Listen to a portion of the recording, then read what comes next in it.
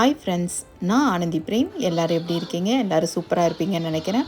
இன்றைக்கி என்னோடய evening routine வந்து எப்படி இருக்கும் அப்படிங்கிறத நான் உங்கள் கூட ஷேர் பண்ணுறேன். அதோட ஒரு சூப்பரான ஒரு ரெசிபியும் உங்கள் கூட நான் வந்து ஷேர் பண்ண போகிறேன். ஃபஸ்ட்டு நம்ம ரெசிபியை பார்த்துடலாம்.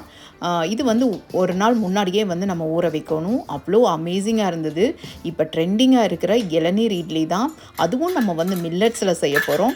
ரொம்ப ரொம்ப சூப்பராக இருந்தது. ஹெல்த்தியான ஒரு ரெசிபியும் கூட.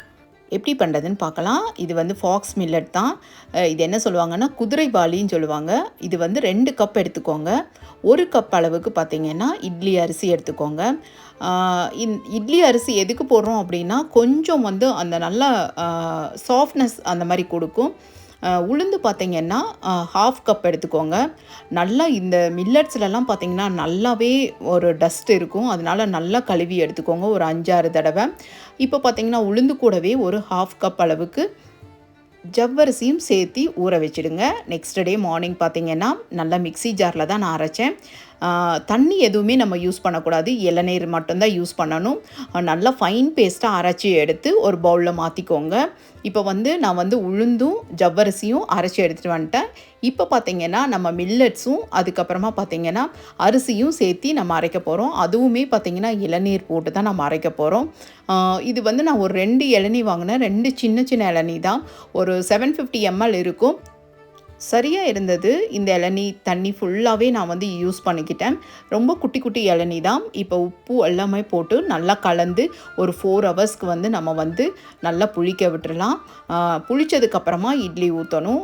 பார்த்திங்கன்னா இது நான் காலையிலேயே வந்து அரைச்சி வச்சிட்டேன். அதனால் வந்து பார்த்திங்கன்னா ஈவினிங் நமக்கு வந்து பார்த்திங்கன்னா சூப்பராக வந்து புளிச்சிருந்தது. அதுலேயே பார்த்திங்கன்னா இட்லி பண்ணிடலாம் அப்படின்னு சொல்லிட்டு அந்த மாதிரி ஐடியா பண்ணியிருந்தது. இப்போ ஈவினிங் ரொட்டீன் தான். இப்போ பார்த்திங்கன்னா நான் வந்துட்டு சாமி கும்பிட்டுட்டு அதுக்கப்புறமா தான், ஏன்னா 7:30 அப்படிங்கிறப்பெல்லாம் எங்கள் வீட்டில் பார்த்திங்கன்னா நாங்கள் டின்னர் வந்து க்ளோஸ் பண்ணிவிடுவோம். டின்னர் வந்து எப்போயுமே ஏர்லியாக சாப்பிட்றது ரொம்ப ரொம்ப நல்லது. இது வந்து நாங்கள் ரொம்ப வருஷமாக இதை ஃபாலோ பண்ணிகிட்ருக்குறோம். மார்னிங் அரைச்சி வச்சது தான் பார்த்திங்கன்னா நல்லாவே புளிச்சிருந்தது. இளநீரும் நம்ம ஊற்றி நம்ம செய்கிறங்காட்டி நல்லாவே புளிச்சிருந்தது. இப்போ சம்மர் வேறு, ரொம்ப நல்லா கரெக்டாக புளிப்போடு வந்திருந்தது.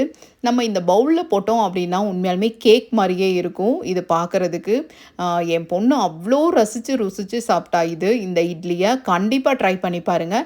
இந்த மாதிரி குட்டி குட்டி பவுல் அந்த மாதிரிலாம் நம்ம குழந்தைகளுக்கு கொடுத்தோம் அப்படின்னா அவங்க ரொம்ப என்ஜாய் பண்ணி அதை சாப்பிடுவாங்க. என்னோடய கார்டனில் வந்த மல்லிகைப்பூ தான் ஒரு 4 பூ இருந்தது.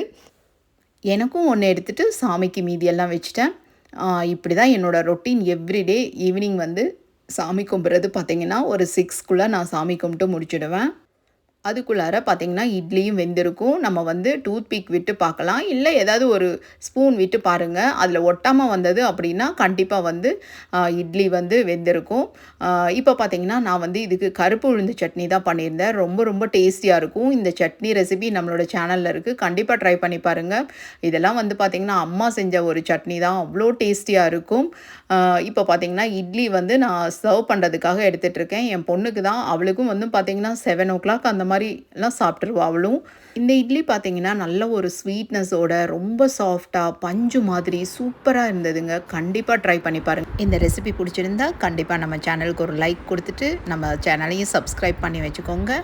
அடுத்த ஒரு இன்ட்ரெஸ்டிங்கான வீடியோவில் மீட் பண்ணலாம். Keep supporting me. Thanks for வாட்சிங்.